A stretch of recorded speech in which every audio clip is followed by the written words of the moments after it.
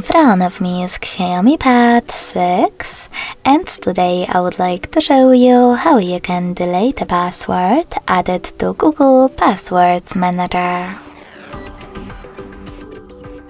Start by opening Devices Settings and scrolling all the way down right away.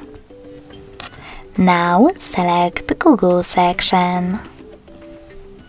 Finally, click on Autofill, Autofill with Google, and Google Password Manager.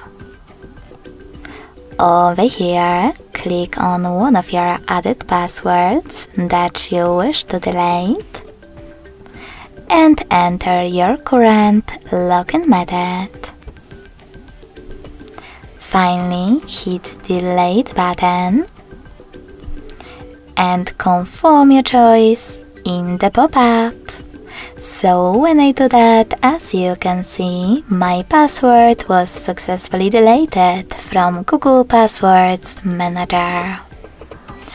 Thanks so much for watching. If you enjoyed this video, don't forget to leave a like, comment and subscribe. Bye!